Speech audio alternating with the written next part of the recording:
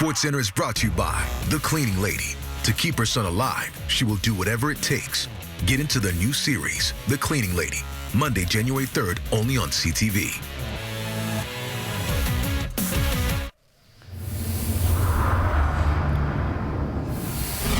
Recapping the breaking news, the World Juniors has been canceled due to the ongoing spread of COVID-19. There were 3 forfeited games over the past 2 days due to positive tests at the World Juniors in Edmonton and Red Deer.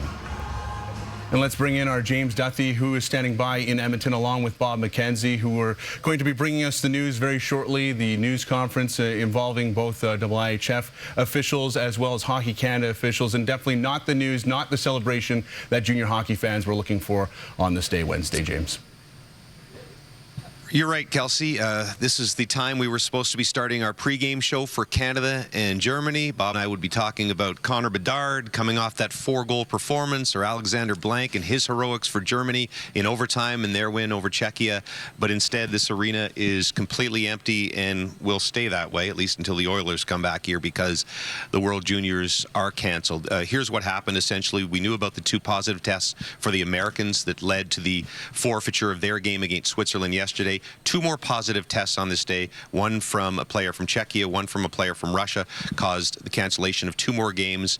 And Bob, take us through that. They meet and they just decide that it's not worth continuing. Well, you're right. The first fire was the 2 Americans testing positive, and that caused the forfeiture of a game yesterday for the Americans and potentially threatening their game tonight against Sweden. And then they woke up this morning, the IIHF did, to the news that 1 Czechia player tested positive, which forfeited the Czech game versus Finns.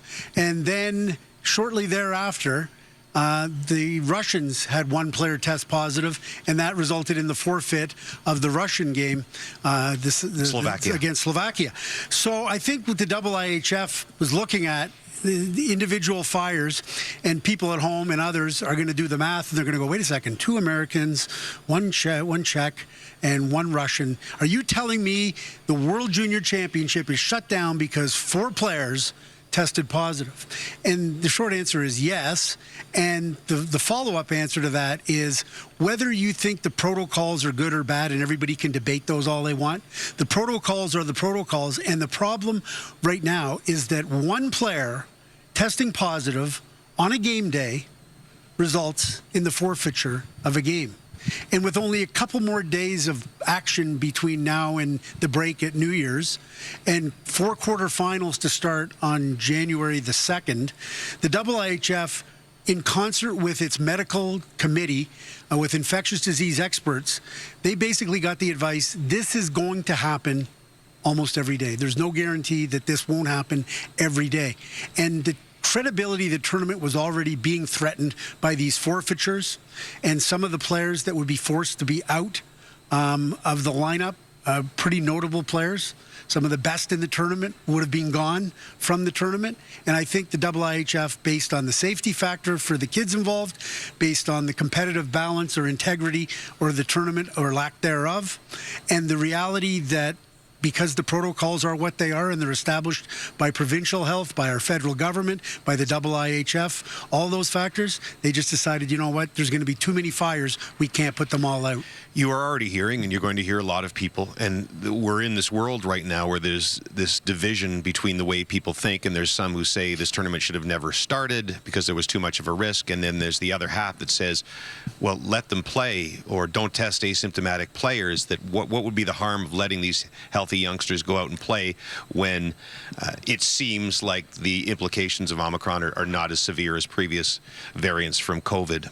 The answer to that from the IIHF? Well, we'll find out from Luc Tardif in the IIHF, but the reality is that this landscape is changing so rapidly that it's tough to pin down what's a protocol one day, what's the protocol, should the protocol be the next day. I can only tell you this.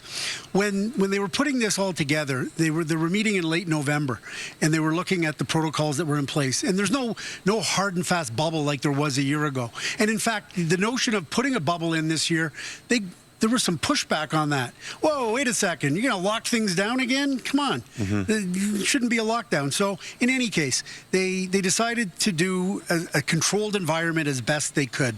And the protocols initially called for testing every 3 days, but suddenly the Omicron numbers just shot through the roof. And you know, the NHL, for example, and Gord Miller mentioned this earlier, you know, in mid-December, they postponed 6 games and were going to the Olympics. And since then, they've postponed another 70-plus games, and they're not going to the Olympics. Things are changing so rapidly, and that's what happened here with the IIHF, with this tournament, and with the protocols. And so suddenly, protocol testing became every day. And when it became every day, it knocked people, not just a player out of a tournament, but a whole team out of a game. We feel awful for all of the players involved, particularly the 19-year-olds, of which makes up the majority of this tournament, who may not get a chance at this again. They have used the word canceled as far as this tournament goes, but let's bring in Gord Miller and Ray Ferraro, the voices of the World Juniors. You have some information on the possibility that this could still happen at some point, Gord. Yeah, and these are early days, obviously. I mean, you got to remember, a couple of hours ago, the decision was made to cancel this tournament. The word cancel is important. We'll get to that with Ray in a second. But we talked to Luc Tardif on the way into the building, and you know, obviously, you know, they're not in the business of canceling tournaments. They want to have as many as possible. And I asked Luc if it's possible this could be played at another time, because remember, the Women's Worlds last year in April, the Nova Scotia government pulled the plug on them. So Hockey Canada, which was the host country for the tournament, held it in August and got the championship in. I said, any chance this could be rescheduled? He said, look, give us a month, but we are hopeful we can do this. Ray, you had him on your podcast yesterday, in the Ray and Dregs podcast. He kind of laid out what the schedule could look like for all the canceled tournaments. And remember, there's this one and the 6 in January, 4 women, 2 men's, that were also canceled. Yeah, and so you have to remember that those tournaments are canceled. There's also 20 tournaments between now and the Men's World Championship in Helsinki at the end of May.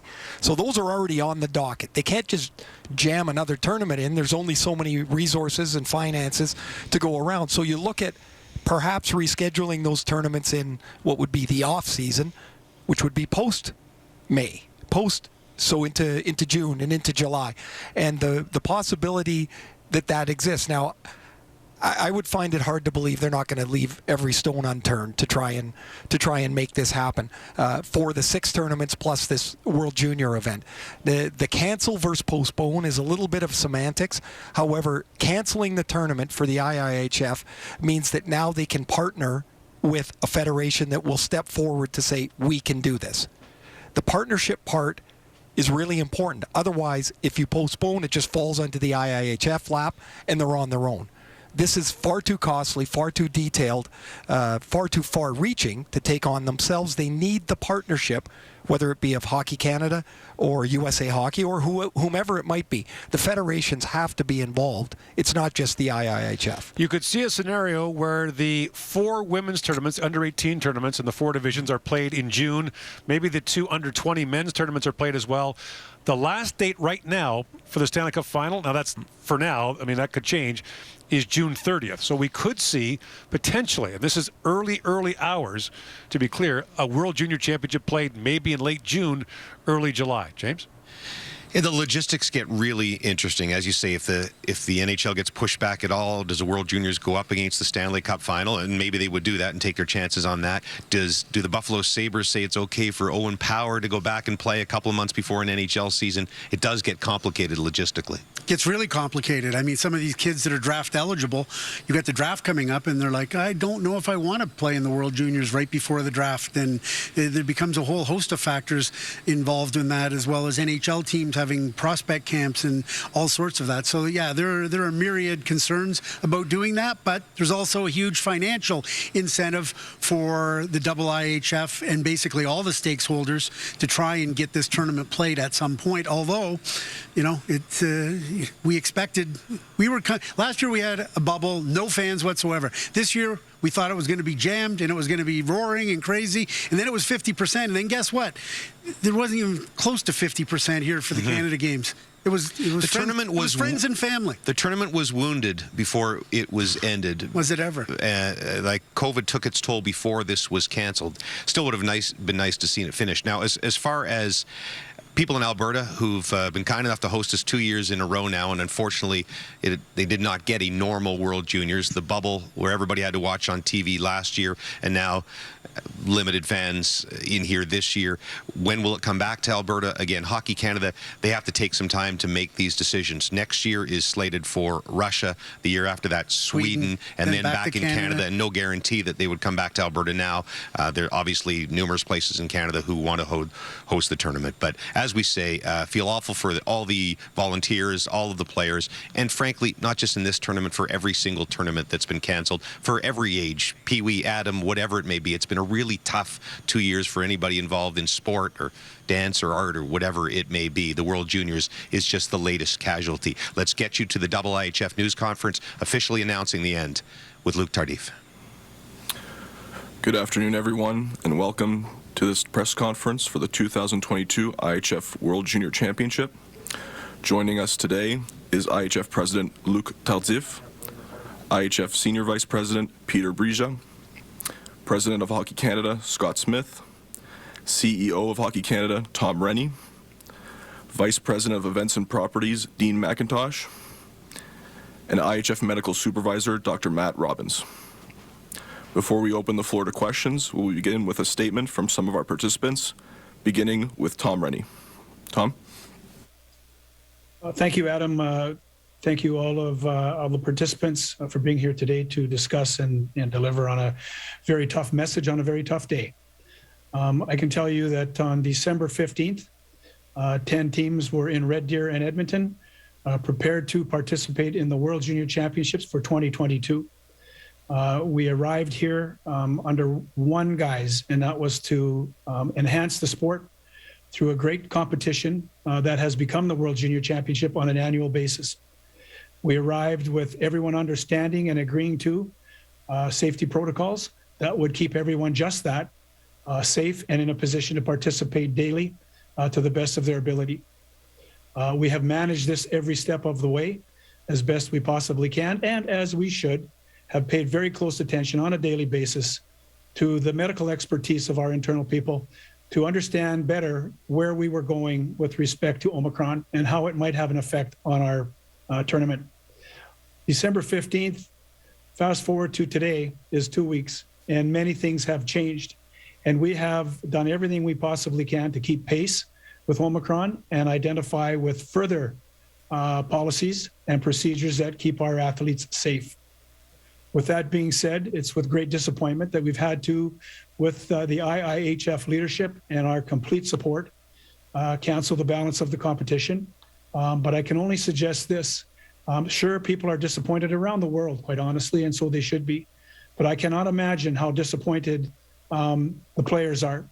Those that have worked tirelessly to put their best foot forward as an individual, as a team, and ultimately as an event. With that being said, it is with a heavy heart that we identify with their disappointment, for sure. I think it's really important that we understand, too, that we will continue to maintain a high standard of athlete care, both as the IIHF and as Hockey Canada and all participating federations who have been outstanding in trying to deal with this. We've done the very best we can. We came up against an opponent that was not on the ice, but that was bigger than all of us. And regretfully, we've had to cancel this event. With that being said, I'll pass over to Scott Smith. Good afternoon, good evening to everyone. Thanks for joining us. Today is certainly a day that none of us wanted to experience. First and foremost, I want to express our appreciation to the 10 teams, the officials, the IIHF and the event staff, TSN and RDS, and as well as the volunteers. We certainly understand your disappointment, but we very much appreciate all of your efforts and the commitment that got us this far. From the outset of the pandemic, we have followed the advice of medical professionals. It is truly unfortunate that the growing challenges of COVID-19 and especially Omicron variant led us to the position we're in today. The decision by the IIHF, which was based on the advice of the medical committee, is a decision that Hockey Canada fully supports. Hockey Canada recognizes just how difficult this decision is for each and every participant in the event. Thank you. Thank you, Tom. Thank you, Scott. Next, we'll pass the word on to Peter Briza, IHF Senior Vice President. Peter. Thank you, Adam. Good afternoon, good evening, everybody. I can only also repeat that this is a really, really sad day for ice hockey. And me, as a former player, I feel really sorry for the young players. They were looking forward to this tournament as a peak of the season. And also, it was said that the Omicron COVID mutation learned or teach the whole world how the environment is changed. And just the number was the 15th of December. NHL postponed 6 games. On 23rd of December, 62 games of NHL were postponed because of Omicron. And this is what the whole world deals with. And we lost the battle, but I'm sure that we will not lose the war. Thank you. Thank you, Peter. For the last word, I will pass it to IHF President Luc Tardif. Good evening, good afternoon. Yes, that's, as you said, Peter, that's a really sad day for the international ice hockey. And I know that that's really disappointed to all the fans, because that's always during Christmas time. That's always the time they can watch the future of international ice hockey. And really, I know all the people are focused on this tournament, and for the International Ice Hockey Federation, that's one of the most important events. Yes, I'm sad, but I have to think also about the fans, about the players, because this tournament is an important moment for their career.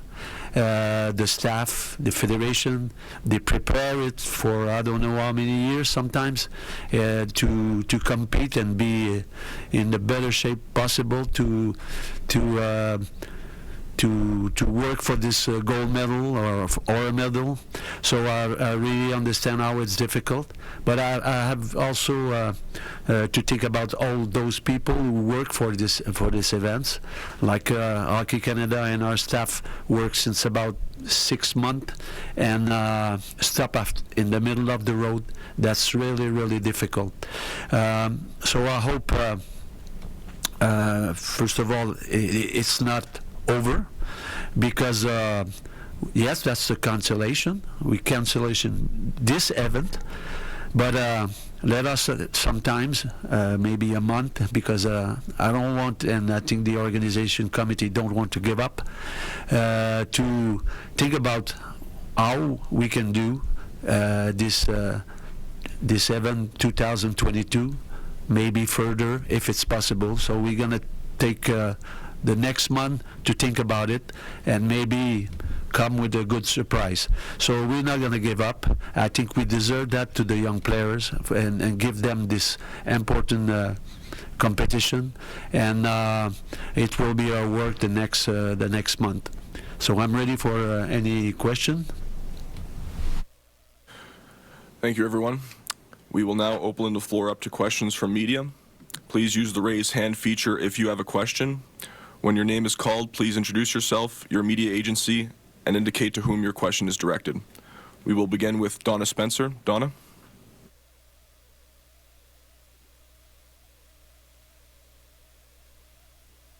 Hello, Donna Spencer, Canadian Press.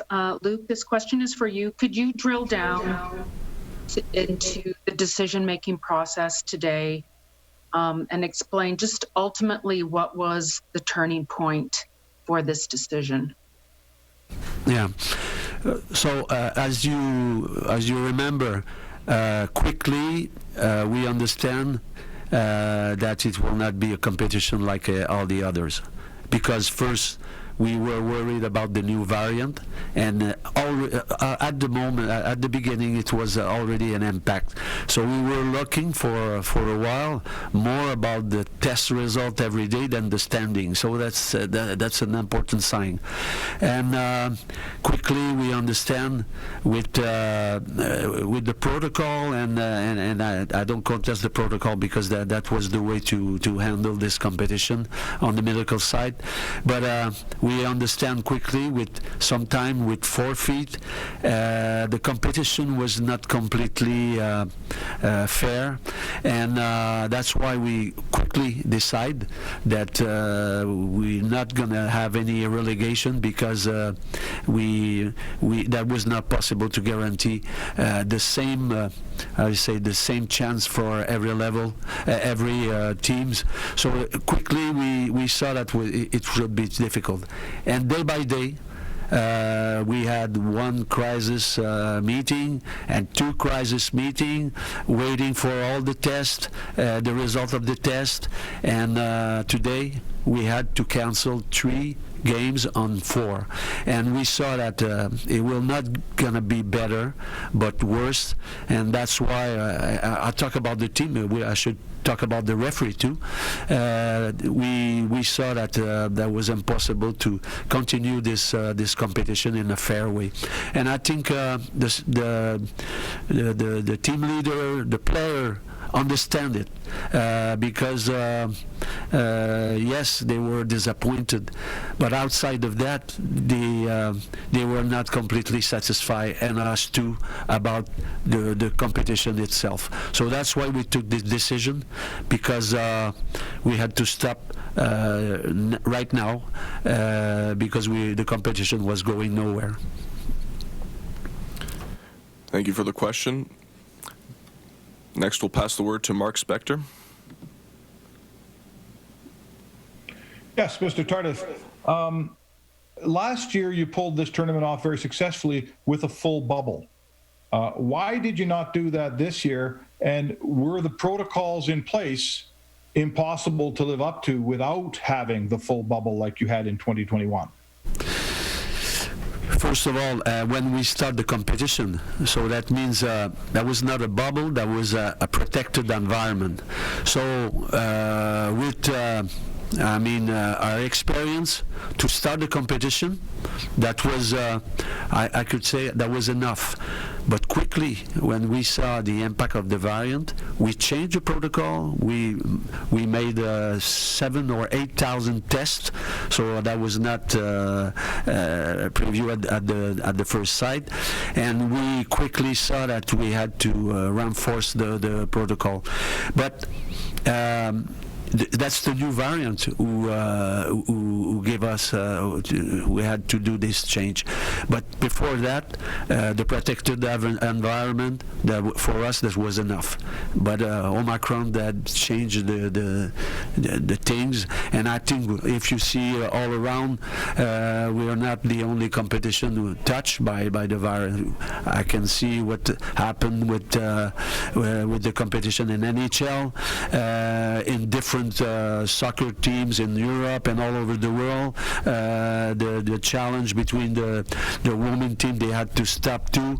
So I mean, we were in a kind of way that when we decide to change, that was not too late, but the variant was ahead of us. So at the beginning, the protocol we discussed with the medical staff, with the medical committee, and that was enough. The Omicron changed our point of view, but that was a little bit late. Thank you for the question. Next, we have Rustam Sharafutinov from TASS Media. Hello, Mr. Tardif. Can you hear me? Mr. Tardif, what about future of this tournament? I don't know. Sorry, I didn't hear your press conference since the coming. Tell me about the future of this tournament. Is it true that you consider the possibility to make this event in that summer? Yes, that's what I said at the beginning. So we don't give up, and quickly, beginning of January, we are going to work together with the organization committee to see if there is a feasibility to. But that's what we want. We don't want to give up. So that's easy to say, but sometimes not easy to do. But that's why I call that a feasibility study. We will also involve quickly, when we had more detail about our organization, a little bit later for sure, and it should be after necessarily after the World Championship in May. So that means is it June, is it July, is it August, I don't know, but we have to work together, and we will need a month in front of us to, I hope, coming back to you with a good surprise. Because, like I said, that's important for the young player. That's really an important point of their career, and we deserve that to the fans, to the players, to the staff who work hard to bring the best team in this competition, and also for us too, as a co-organization between IIHF and the organization committee, because we don't like to quit in the middle, and believe us, we're gonna be really motivated to try to find a way and come back with a good surprise. Thank you. Next, we'll go to Ryan Rashaw from TSN. Ryan. Thank you, Mr. Tardif. It's been a few days now where cases have been coming up, and games have been postponed. At what point in this process did you first start having discussions that the tournament might be in jeopardy, and how quickly was the decision made after that? So we played the two first day were play a full game, but quickly we saw that sometimes we had to do some other tests about after a positive test, but sometimes the results were coming 2 hours before the game. So that was not an easy situation for the two teams. Doesn't know if the game will be played or not, and when we had to handle 3 cancel game and try to handle the schedule, we saw quickly that was not possible to do it. We tried to get involved the teams sometimes to push a little bit away or a little bit later, but now that's not going to be possible. And you can imagine with important game like quarterfinal, like semifinal, when you have to do forfeit, when you have to change the schedule, I think that was not serious to continue this competition. I better like to stop and try to find another way to restart this competition in a better way, in a better situation. I hope so, and that's why altogether quickly we decide to stop this competition. Thank you. Next, we'll go to Sanaya Sapurji. Sanaya. Hi, it's Sanaya Sapurji from The Athletic. This is a question for Scott Smith and Luc Tardif. With the tournament taking place without fans last year and this year's cancellation, I'm wondering if you can quantify the financial impact this will have from the Hockey Canada standpoint and from an IIHF standpoint. I'll let you Scott, I'll let you talk first. Okay.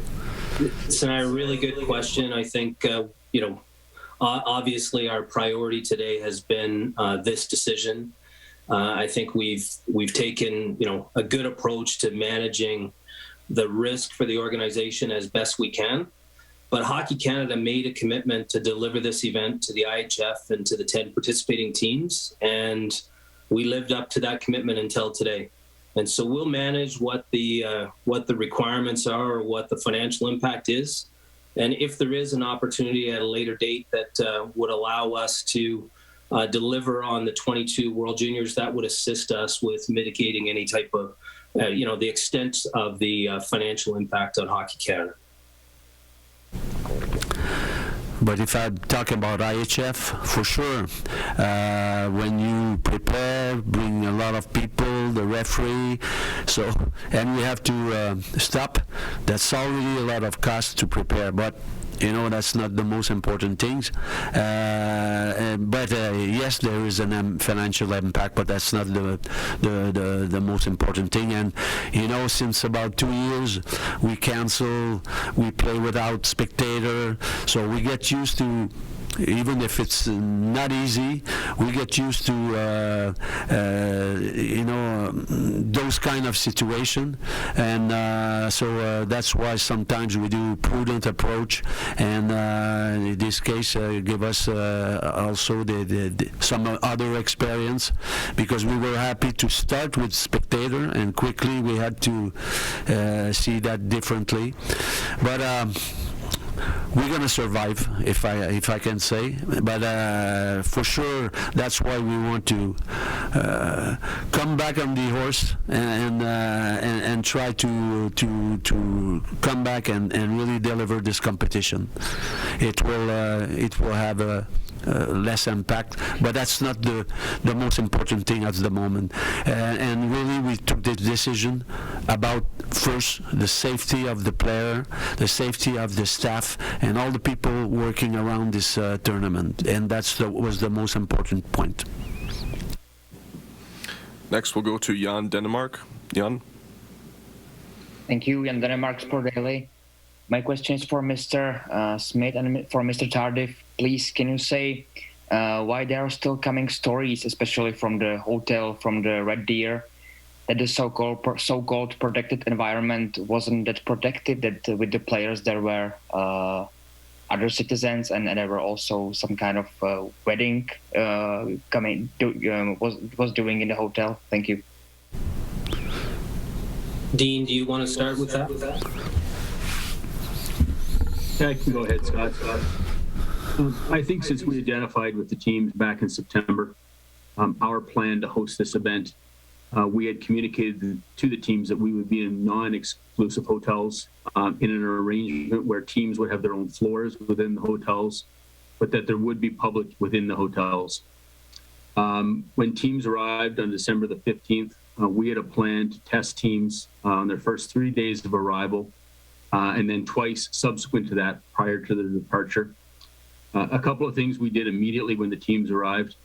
First and foremost, we moved to daily testing with all participants. We worked with the hotels in both venues to ensure we had complete exclusivity on the floors we were on. And we also worked with the hotel in Red Deer to move all individuals who are in the hotel out of the hotel in the primary bedrooms. We did have a couple of small events that were to take place in the hotel at the far end of the conference room.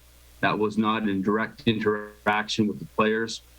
We gave the teams every indication that this was moving forward and advised the teams of opportunities they had to avoid that, so they didn't need to go to that area of the hotel. And I certainly think we lived up to our expectation of the teams early on to provide a non-exclusive environment that we made even more protective over the time they were here. And I think in working with the teams and trying to make that situation the best we could over the last 14 days, certainly not the same environment as we had last year at the event, but we're pleased with the protective environment we had and how we were able to house the players and teams in a safe environment.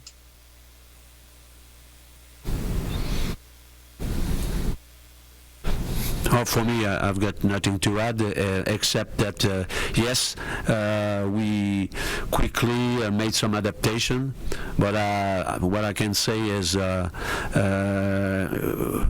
mean, quickly the organization committee made some adaptation and took the things seriously and do the adaptation, and I don't have nothing else to add. Thank you for the question. Next, we'll go to Derek Van Diest.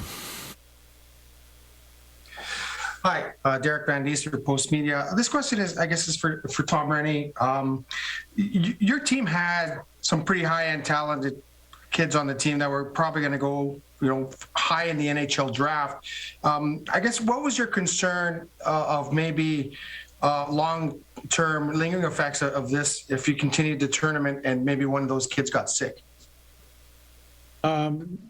Thanks, Derek. No question that was in the forefront of our mind with all of these athletes, quite honestly. At the end of the day, has been referenced a number of times. We put this player safety first and foremost. Certainly, I think fortified protocols and procedures, did everything we possibly could to make sure from their hotel to the rink they were safe, they were in a position to put their best foot forward. Those teams that have been able to play have been able to demonstrate that clearly. Those that for whatever reasons had cancellations of games and forfeited points, we believe we did the right thing by quarantining them right away and making sure that any type of ramification with the effect of spreading was mitigated at the very least.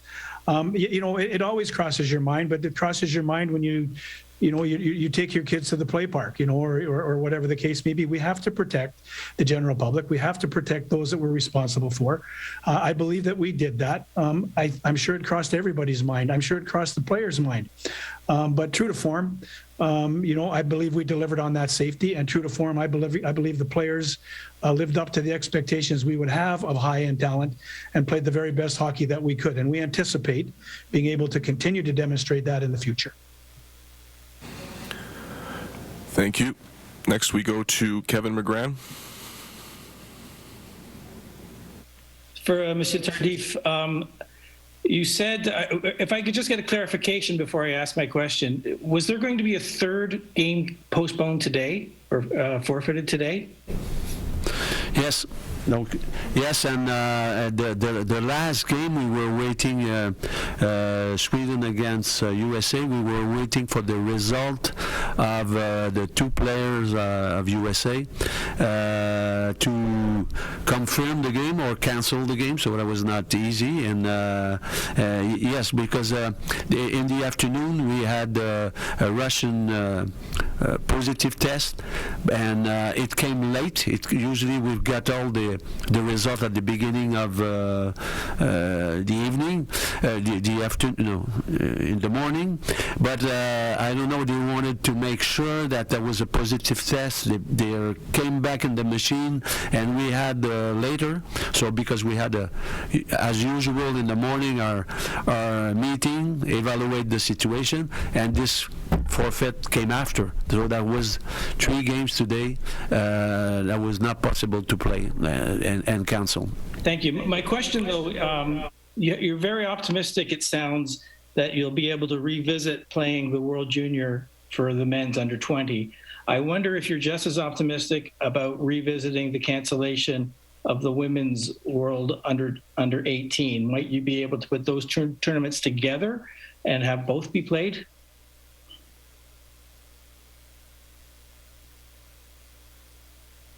Hello?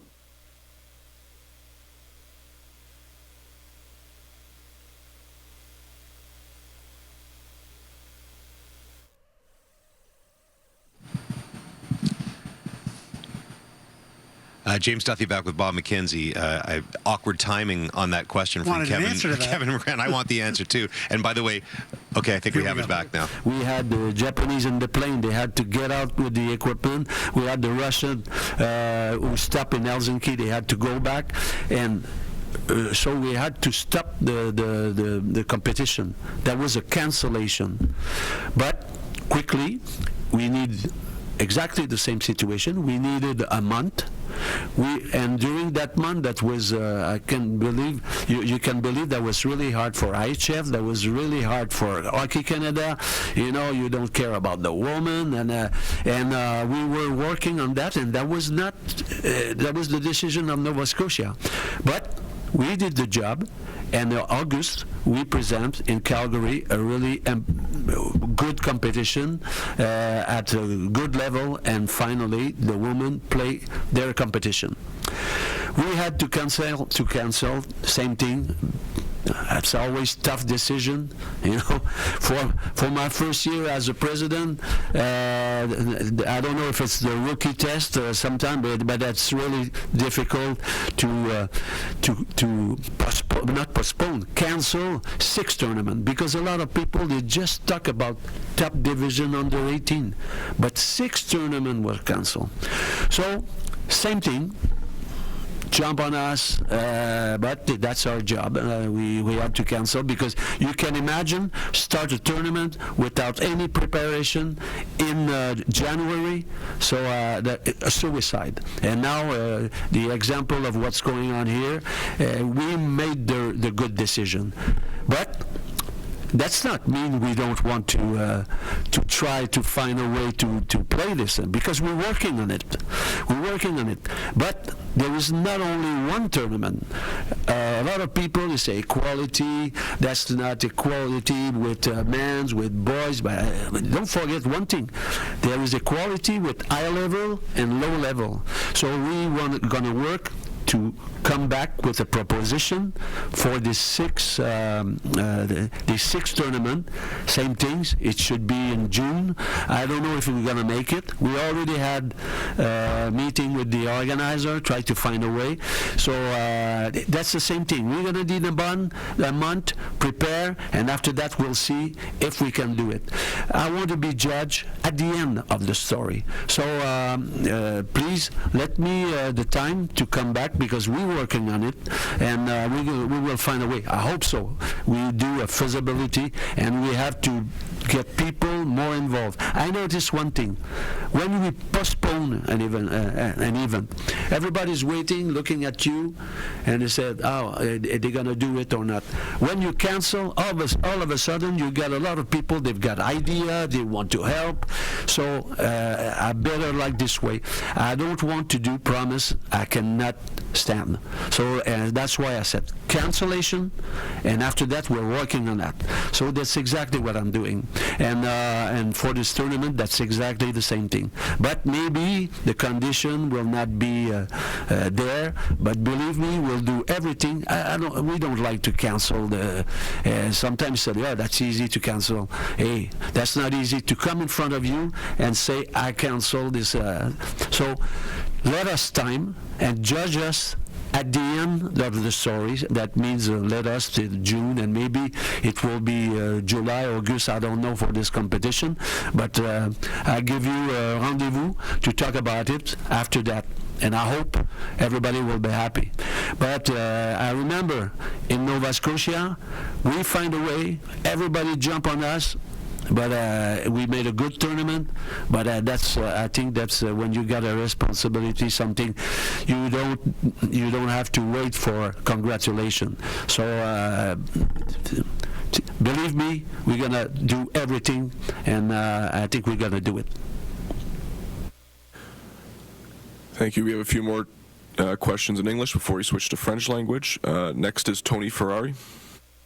Hi, this is a question for Scott and Luke. Tony Ferrari from the Hockey News. How much did you guys consider actually going into the same kind of protected environment or a bubble situation as you did last year? I'll start, Luke. I would tell you that, the irony of some of the questions or some of the comments with respect to the protective environment is, I believe our last call with the teams right around the 1st of December, it could have been the last few days of November. At the time, the sentiment, because the Omicron variant wasn't as prevalent as it is today, the sentiment was that our restricted or protected environment was too restrictive. And so we did, as teams arrived and things changed in those first 7 days, as Dean mentioned, we did everything we could to look at opportunities to surround and protect the teams and create a further protective environment. As you can appreciate, the protective environment and the bubble environment that we started to plan in the fall of 2020 started, I want to say, the first 2 weeks of September and evolved right up to the arrival of the teams in December. Responding in a 6-day period after the teams have arrived, you do have some parameters that you have to deal with and the environment in the hotels. And I believe very strongly that we enhanced every measure that we had within our control to deliver the most protective environment possible for each of the participating teams and everyone in and around the event. if you don't mind, that's important to know, and I think we talk about it every time we had to cancel. Every time we follow the advice of the medical committee, and every time after, I'm happy that we follow the advice of medical committee. I would like to ask Matt Robbins to say something, because he was inside, he was in the preparation, and he was inside after that to adapt this virus. I think, Matt, if you want to say how you see the things, and that's good to have an advice of a professional. Yeah, for sure. Thanks, Luke. I think talking to the protected environment to start with, I would agree entirely with Scott. I mean, I think the protected environment concept is an evolution of how the World Juniors operated last year, how the seniors operated, and has operated very successfully at the other IIHF tournaments throughout the start of the season, through the Olympic qualifiers, through the other U20 tournaments. And I think Scott's absolutely right. We were very much playing catch up here with an evolving situation. And I would absolutely agree that Hockey Canada have done everything asked of them, and the hotels have been superb in implementing, supplementing what we can do. But we were just playing, we're just playing catch up with a very infectious variant. Similarly, the testing protocols that were agreed with the teams predate the existence of Omicron. So again, we're very much playing catch up on a daily basis with the advice from our local public health and infectious disease experts as to how best to manage the testing, how best to mitigate the risk. I think there's a general belief that Omicron is perhaps less serious and tends to be referred to as a bit of a cold than the flu. I think we mustn't forget that we're not only looking at the physical health risks to our athletes, but also the disruption.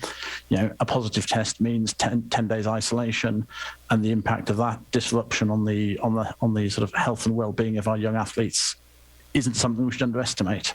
So at all times, all the decisions we've made have been in conjunction with the teams and guided very much by the health and well-being of our athletes and those working around our athletes, and the wider community who are working on this event with us to mitigate and minimise the risks to everybody. Thank you very much. Next, we'll go with one more question in English from Jim Matheson. This is for Luke. You say you might want to have the tournament if you possibly can, maybe in June. The problem with the World Juniors is it's age restrictive. You're 19 years old, you can't play if you're 20. So will you just go back then, if the players between now and then turn 20, you'll just say, well, if you played in the tournament now, you're all right. It doesn't matter if you're 20 years old. No, yeah. For me, even if it's in June, so that's extension of the season. But that's important to have the same player available at this age available to play this competition. So there's no doubt about it. Thank you. I believe there's some questions in French, starting with Stéphane Leroux. Je peux pratiquer mon français, but I won't. We will leave the French questions and continue on our own with Bob McKenzie. That was IIHF President Luc Tardif on the cancellation of the 2022 World Junior Hockey Championship. Should say that he is going to join us on set as soon as he is done in the other languages, and we'll ask him a couple of more questions. A couple of quick notes there. The last thing he said, that if the World Juniors does get rescheduled in June and July, that the players who had turned 20 will be eligible. The same players who will be eligible in this tournament will be eligible if there is another tournament.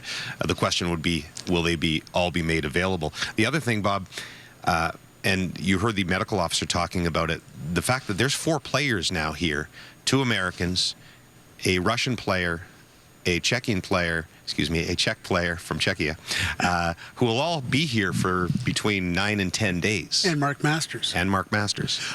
Yeah, and I know that in the case of the 2 American players, a goaltender and a forward, that Team USA is looking at this, the regional protocols here in Alberta would say it's a 9 or a 10 day quarantine until they're able to leave. But I know that Team USA will be investigating because the CDC in the United States just reduced quarantine 10 days to 5. 10 days to 5 days. They'll be looking to see if there's some way that those players can get out of here safely and back to the United States where they could serve a 5-day quarantine there. Be very difficult to pull off, but whatever. That sounds like high-level government negotiations. Yeah. Because even if the Alberta government or Canada switches and reduces the quarantine, if you're already in quarantine, yes. How do you? It's not grandfathered in, so to speak, in those circumstances. No, but it's interesting too because all of these athletes here came in on, I believe, a what's called a sport exemption from the federal government. Should point out that, for example, when the Russians were coming in, the Russian vaccine is not recognized in Canada. So in order for the Russians to come, they had to get a special exemption from our federal government, I believe, and from Alberta Health to be able to come here. And while the protocols were put in place, and you heard Dean McIntosh talk about the protocols, we're going to test them the first 3 days every day, and then we were going to test them only twice more during the tournament. The Russians, from the time they arrived, they had a protocol where they must be tested every day because their vaccine in Russia is not recognized internationally. So again, it'll come down to a lot of negotiations. If there's the players were here under special circumstances, maybe there are special circumstances whereby, I mean, if you and I'm just spitballing here, but if those two American players, if you were to put them in a confined vehicle and drive them from here to the border and get them across where they can serve a 5-day quarantine, maybe that's possible. I don't know. What do you do with the Russian player? Well, that's a long boat ride. Yeah, exactly. And we're starting to get into the weeds here a little bit on the Czech and the Russian player as well. But who we understand is a prominent Russian player. Let's bring in Gord Miller and Pierre McGuire. Really? Thanks, James. Sorry, Ray. It's been a long day. I'll say, what, 10 years? Let's focus. Look, at the headline from that news conference, frankly, is the fact that, well, look, we knew the tournament's been canceled for a couple of hours now. The possibility, Gord, that it does happen, not just this tournament, but the women's U18 and those other 6 tournaments could happen again sometime June, July, and August. Yeah, I think a couple things stand out. I thought the member of the IIHF medical committee talked very eloquently about this. The IIHF has run a number of tournaments already this season. Olympic qualifying, World Junior Division 1. There's been a number of tournaments run on what they call these enhanced restrictions. So not a full bubble, but enhanced restrictions. And they all came off fine. Remember where we were the second week of December. The NHL to that point had only postponed 6 games, was still planning to send its players to the Olympics. That was less than 2 weeks ago. And now here we are, more than 70 NHL games to this point have been postponed. They're not going to the Olympics. And this tournament got swamped by Omicron, and 6 tournaments got canceled in January. We talked to Tardif on the way into the building today, and James, you're going to talk to him in a minute. He's committed to having not just the World Junior and the Women's Under 18. He wants to have all the tournaments that have been canceled held at some point. So I think the one thing that struck me, Ray, you tell me what you think. I mean, listening to the questions and there's been some criticism from some of the tournament coaches. Okay, well, did you have an idea that this was going to happen 2 weeks ago? I mean, I think it's very easy to sit back now and say you should have, you might have, you could have. Did anyone have an idea that this was even possible 3 weeks ago? Well, of course not, or else they would have taken different steps. I think it was Tardif mentioned in the press conference. They get basically once the variant sped up as it did, they were playing catch up, and pretty clearly you can't catch up once it's running down the road. You're not going to be able to catch up. As far as like the Finnish coach, who was very outspoken in his frustration, he's allowed to be. Like the kids are frustrated. They saw holes that they felt were exploited in the way the tournament was set up. He's allowed to say that. I would be sour if I was one of these players or coaches who had, spent a great deal of time and effort and dreamt about playing in this tournament. Yeah, of course. But that's where we are. The IIHF has now moved, or has to move, to what are we going to do? Luc Tardif said several times, give us a month. Give us a month. Now let's see in a month what the solutions are, what the ideas are. And that will really give us the next stage of this, whether it's the U18 women's, which took a lot of the air, rightfully so, because that tournament was canceled, but the other tournaments that were canceled as well, the World Junior, what are they going to come up with in a month that might give us what the roadmap might be in June and July. And that's what we have to wait for at this point. The other point that Scott Smith made from Hockey Canada is there is a duty to care, and so did Tom Rainey. There's a duty of care here for the players who are here. These are teenagers. A lot of them are minors, and so they have a responsibility to ensure their health and safety. And the point, not just their physical health and safety, their mental health and welfare as well. I think the other thing that's pretty clear is the decision the medical committee made by the IIHF to cancel those 6 January tournaments, there was no way you could have run those tournaments with what's going on now. There is no way. I mean, just the time frame between the middle of December to now, how much things have changed. Bowl games canceled, Well, didn't you feel at the start of the NHL season or into October and November, we're kind of getting back to it. It kind of felt more normal where, you still had to show your vaccination stuff and all that, and travel, you got to show it and all that. But it felt like we were on the road to a little bit of normalcy. And then once this variant sped up, it kind of felt a lot like before.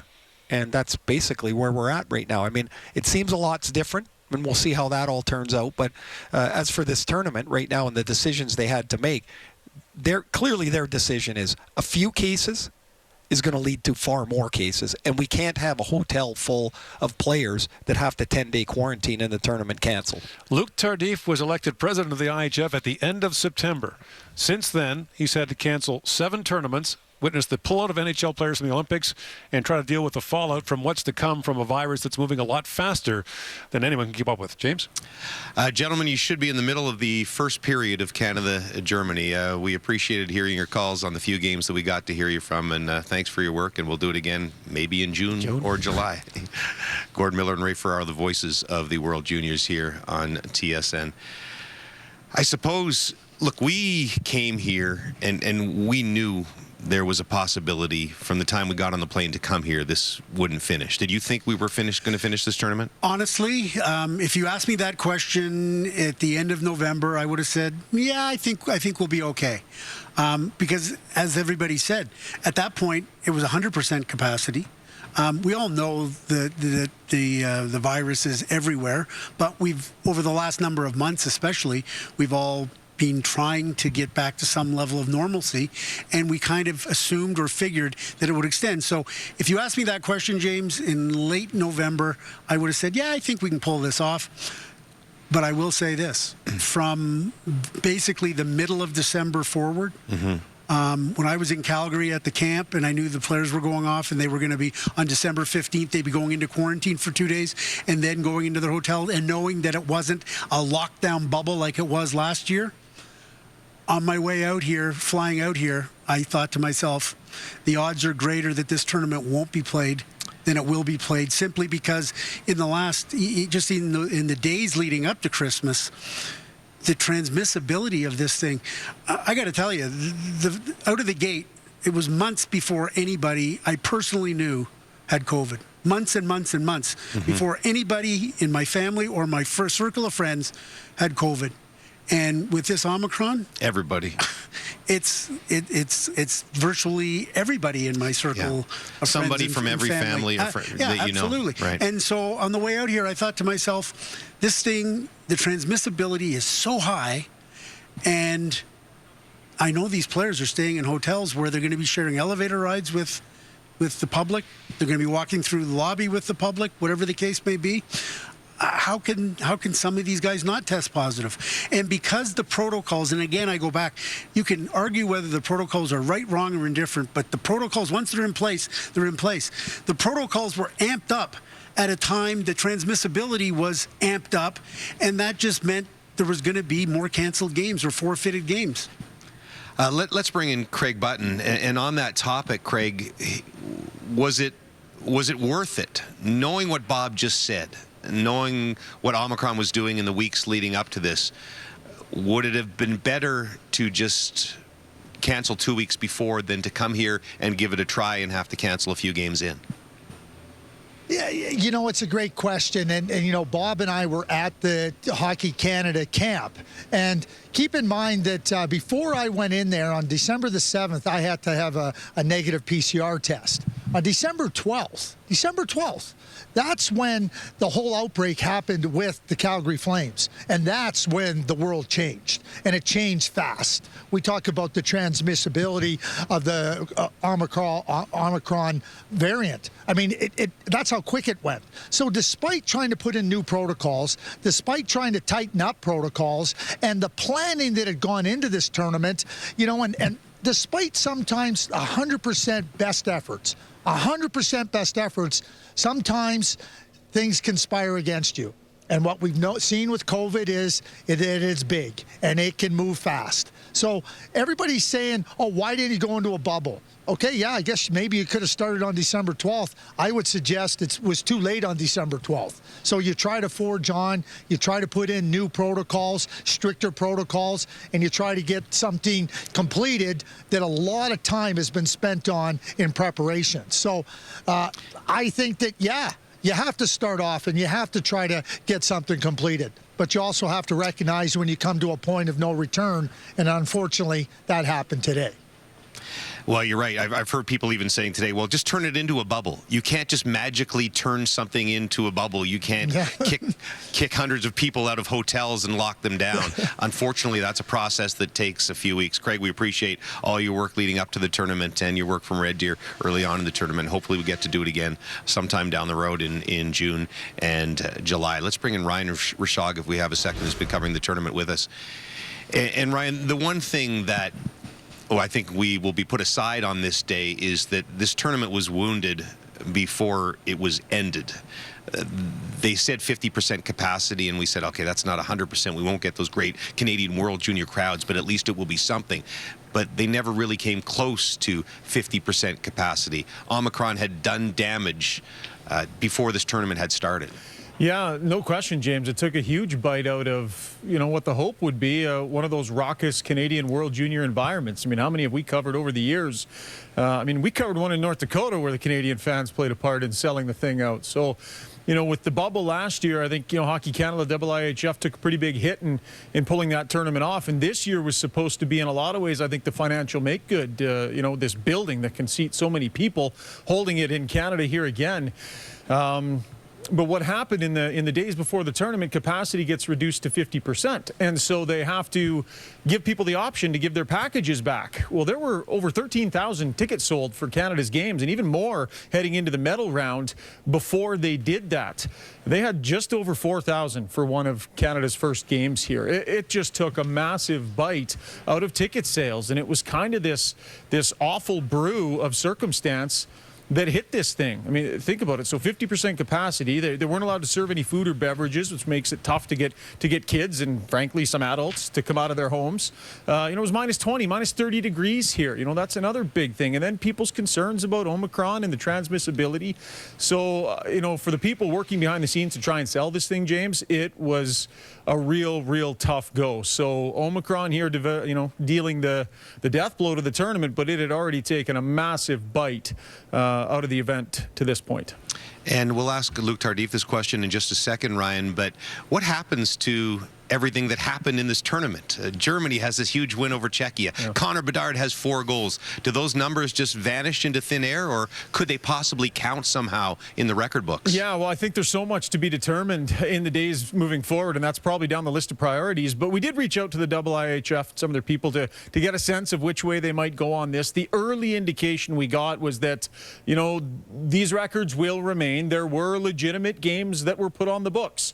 You know, all countries had an opportunity to get games in, and so while there will be major asterisks placed beside all of them for a lot of different reasons, you know, Connor Bedard and his just incredible night that we witnessed last night. The early sense is those things will remain in the record books, and hopefully they do, because we were here for those moments. They were real. They happened. They'll certainly be real for them and for those who took part on the ice. But again, not confirmed at this point, but early word is looks like they will remain. Appreciate it as always, Ryan Rashog. As promised, the president of the IIHF, Luc Tardif, has joined us here on set. I'll try to avoid asking most of the questions that you already answered in your news conference, but having heard all of that, do you have any regrets do you regret perhaps not making a decision on a bubble back at the beginning of December, or do you regret starting the tournament now that you've had to finish it? No, I don't regret to start the tournament, but really to come back on the bubble. So we had a lot of discussion also with the teams, that was too hard, and we did the experimentation in the World Championship in Latvia, and it works. So I mean, we were confident about to start the competition, but I think the Omicron variant changed everything. Like I used to say, I remember when the players came on the March 15 in the protected environment, not bubble, protected environment. So I was at the same time I was watching NHL, and they had just 8 game canceled at that moment. On the 23rd, when we took the decision for the women under 18, that was I think that was 67. So that it means, moved fast. Yeah, and everybody were a little bit surprised. And when we did the adaptation of the Macron, that was a little bit too late. And the regret, yes, because to stop in a competition like that in the middle, that's the first time I'm doing. I hope that it will be the last time. And also the impact. Everybody were happy to come back here with a crowd. That was not completely the crowd we expected, because closely they changed the government changed the rule about the judge, but there was still people in the stands. But to stop like that, we didn't have any other choice, because first of all, what guided us, that's the safety of the player, and after that we saw that it will be difficult to bring to the end a fair competition. When I say fair competition, so sometimes you have a case, you have a quarantine, and we have to change the schedule. That was not possible. Were you more worried that you might have been able to go on with only 4 cases for another day or two, but did you do it now because you were concerned it would be more embarrassing and worse if you had to do it, say, around the quarterfinals or something? A lot of things, because we talk about the player, but we had the case in the referee. So that multiple means cases? Yeah, no, 2. And we split 2 groups to make sure that some were available if there is a quarantine, and both was touched. And today everything arrived, and we saw every day some other case coming.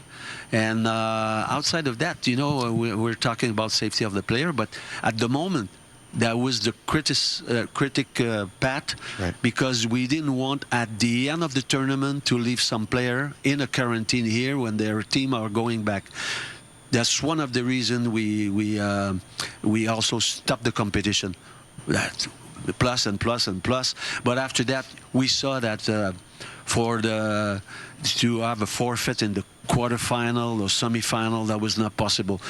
I prefer that we stop, and I think we took the right decision, and we're not going to give up.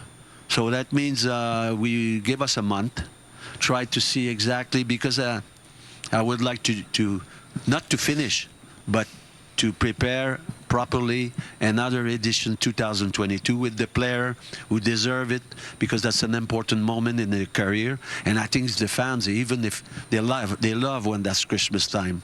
I know that that's everybody's waiting for that. Maybe that was not going to be in Christmas, but I think that's important to bring this competition at the place she deserves. Okay, Luke, you said give us a month, and you'll see if there's a way to get the World Juniors done in June or July. Could you put a percentage on the chances of that tournament being played? Is it 50-50? Is it better than 50-50? That's a difficult question, because, today, when we had the crisis meeting this morning, we didn't expect to stop, because we had 2 bad news right after, and we had to change the schedule, and we were in front of the reality. So now you ask me for the future, when and how many chances. So we just, but we want to do it, and we will do it. You were asked in the news conference about the dollar value of what the World Junior Championship means to the IIHF, and Scott was asked vis-a-vis Hockey Canada, and I understand why nobody wants to quote any specific figures, but can we just get it on the table that this tournament, the World Junior Tournament, is amongst the top 2 or 3 most important financial ventures for the IIHF each year? The third one, because we got the Olympic game. Right. After that, we got our World Championship. And after that, that's the junior. But we don't consider that yes, there is is give us money for the development, but I'm not going to say that's not the most important thing. World Championship and Olympic game. Yes. If we don't have that, we're going to die. That's important. I mean, for the World Championship, that's important also. Every dollars are important. Right.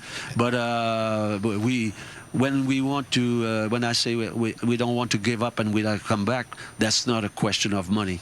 That's a question of finish this tournament and play the 2022 edition. So I'm new president.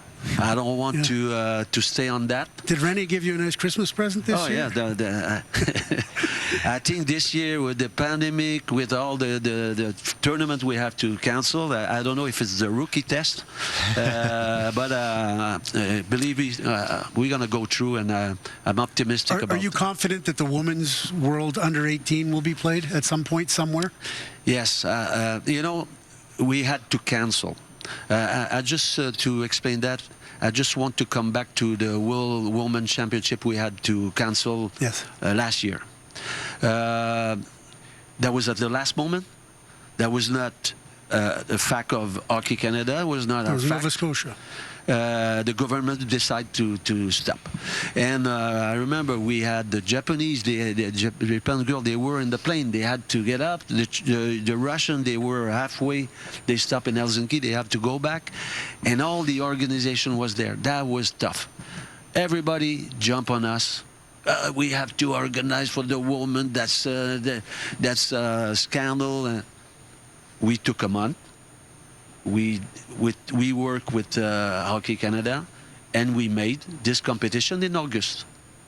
For the cancellation of under 18, we will do the same thing. But there is one thing I want to make sure that everybody understands. Everybody's talking about equality between men and women.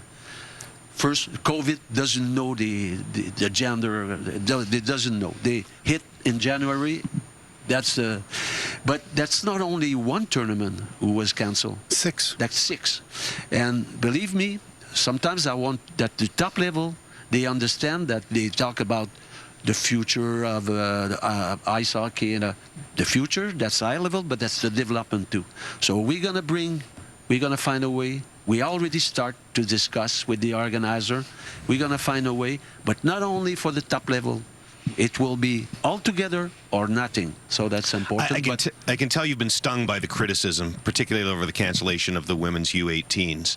But I think sometimes the feeling is that when you say, give us a month, it's reactive. You cancel, and then there's an outcry, and you say, okay, we'll look into this, instead of just saying right from the beginning, we will find a way to make this tournament happen. And I think in this particular circumstance, all people want is an assurance that the same effort will go into rescheduling the women's U18s, all the tournaments that you talked about, as we'll go into rescheduling the World Juniors. Yeah, I noticed when you said cancellation, people want to be involved to find a solution. Right. When you say postpone, they're looking at you. I don't need spectator. I need actor. I'm not going to bring back this tournament alone. They will have to do something with me. So you use that language purposefully thinking that you will get more help in rescheduling events when you use that. More help. And plus, isn't it because the IIHF itself doesn't run all these tournaments? Hey, the federations run them for the IIHF, and so by canceling it, you're putting the onus on somebody to say, in Sweden, they said we cannot do the under 18 women's worlds. So you say it's canceled, and now if somebody else wants to step up and make a proposal, then... Yeah, and like last year, Hockey Canada said, with us, We will do it. When I listen to the criticize, but when you're president, you have to listen, and that's a tough place. You not only give medals and all those things, but I remember quickly USA Hockey said, yes, we're required to change the decision. I challenge USA Hockey. Help us. Do your job like Hockey Canada did. Well, they did. They did it for the under-18 men in Texas, no? That was supposed to be there. They changed. That's something else. Right. That's the woman. Right. So that means so they will take care because I need them to really get involved in this championship. And after that, the IIHF, we're going to work with all the others to do. But we cannot do that alone. So the people should get involved. Are you worried about the integrity of a Summer World Juniors, where it sounds great that you've given hope that this event could be rescheduled, but what happened in July? You have players, 19-year-olds, that are headed towards the NHL. Maybe NHL clubs don't want them to participate. Is it feasible to have a true best-on-best U20 in that situation? I mean, we already test, and in June, after this training camp starting, it can be possible. It can be possible. So what do you mean after training camp starting? Sorry. No. A little bit later in July, August, the training camp start, and that's a little bit difficult. But if we quickly decide that will be in June, and where is it, and how to get there, and would it be in Canada? I think it should be in Canada. Why? Because that's the year of Canada, and so they deserve the organization of the tournament. Would you be okay going up against a Stanley Cup final, which would be a possibility at some time in June, maybe? Anything to get the tournament on? Yesterday, I didn't know I had to reorganize a junior hockey, and now I didn't check the schedule. Right. But that's what you need the month for. Yeah. What I want to say is, when that's arrived under 18, you have to judge me at the end, the story. So if at the end of the story I didn't do it, I can accept criticize. Well, that's the one issue with this is if you find that this is logistically impossible to do a women's U18s or a men's World Juniors, then there will be more criticism. So be it. Yeah. Well, we appreciate. I take the challenge. Yeah. We know this has been a really difficult day for the IIHF, for all of us. So appreciate you coming on and chatting with us. Thanks. That was a pleasure. That is Luc Tardif, who is the president of the IIHF. Let's send you over to Gordon Miller one more time. Yeah, James, there's so much conversation in the last hour or so about enhanced protocols and testing and bubbles and hotels and rescheduling, but we should remember that, more than 200 kids came to this tournament, came to Alberta to pursue their dreams, whether they wanted a gold medal or just to participate. The Germans were in the rink earlier. They posed on the ice for an impromptu team photograph. They're devastated about not being able to finish the tournament. They're coming off a big win over the Czechs. And I think we have to remember what this all comes down to. And Luc Tardif touched on it. It's not just the elite players. It's all players. And so we think about them. I think that's the biggest thing here, that, this tournament had to be canceled/postponed. And that takes it away from them, and they're what it's all about. So that's what I think about today. The World Junior is going to be played again. This one might get replayed in the summer. There'll be another one at Christmas, and it'll go on after that, and it will still be popular, and lots of kids will play in it. But for these ones here in a closed-age tournament where 19-year-olds might not get another chance, that's what I'm thinking about today. Exactly. Thinking about every single one of them. There's a bunch on Team Canada, and Xavier Bourgault and Maverick Bourque and Will Cooley. I'd be better to not name the 19-year-olds than to name them all. And we say that for every single country. And again, we feel the same way about all of the women U18s, for which this might be the chance of their last U18s. he at least offered hope that they're going to work and try and figure this out. Well, give him credit. He's attacking it head on. I mean, he's saying, listen, I hear the questions, the criticism, the complaints, and I take it as a challenge, and judge me when it's all over, and judge the IIHF when it's all over. And that's part of the, and listen, we all wanted to see the under-18 women's worlds as much as the World Junior finished and all the other tournaments you talk about. But a lot of people don't understand that the IIHF is almost like an umbrella group. All the federations comprise the IIHF. And so when they cancel an event, you know, they're not saying we don't ever want to have this again. They're saying we're canceling it. Now somebody needs to take ownership of that, because we ourselves can't do it by ourselves. It has to be led by one of the country's federations. Right. And then once they do that, then they'll jump on board and endorse it. And again, Hockey Canada, they're still taking all of this in, so they've made no declaration on if there is another World Juniors, where might it be. All we know for now is that this one is done. Again, we'd be in the middle of Canada versus Germany right now. We'd hope to bring you a bunch more games, 4 quarterfinals, 2 semifinals, a bronze medal game, and a gold medal game on January 5th. But it doesn't happen this time. This has been such a big part of our Canadian holidays for 30-some years now, and we hope it'll be back next year from Russia, and maybe with a little stop somewhere in Canada in the middle of the summer as the players head home on the last day of the World Juniors, far too many days early. Thanks for watching here on TSN.